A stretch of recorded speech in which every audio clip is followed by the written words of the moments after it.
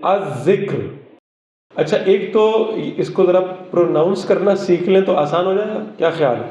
پہلی بات تو یہ الذکر نہیں ہے، الذکر، لام اس میں پروناؤنس نہیں ہوتا. دوسری بات یہ ہے کہ ذکر نہیں ہے، ذکر نہیں ہے.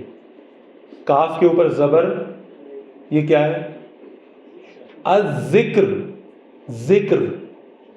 ہم اردو میں اصل میں اس کو ذکر، بھائی آپ کا کل ذکر ہوا تو وہ اردو میں ذکر ذکر ذکر پڑھتے پڑھتے نا ہم اس کو عربی میں بھی ذکر کر گئے.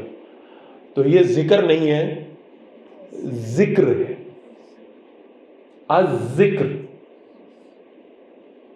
یہ بات سمجھ میں آ گئی؟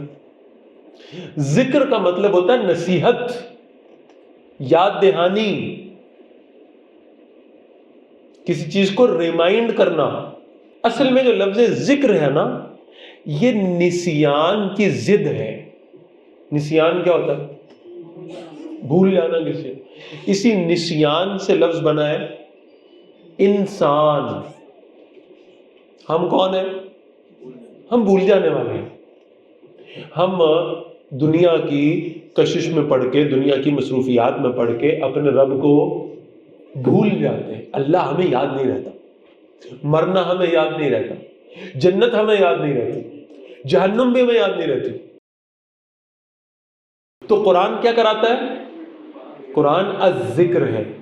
وہ جو ہم بھول گئے ہوتے ہیں نا قرآن اس کو کیا کرتا ہے؟ یاد کرا دیتا ہے. میں قرآن پڑھتا ہوں تو مجھے میرا رب یاد آ جاتا ہے. میں قرآن پڑھتا ہوں تو مجھے آخرت یاد آ جاتی ہے، مجھے جنت اور جہنم یاد آ جاتی ہے، مجھے مرنے کے بعد دوبارہ پیدا ہونا یاد آ جاتا ہے. اس مفہوم میں قرآن کیا ہے؟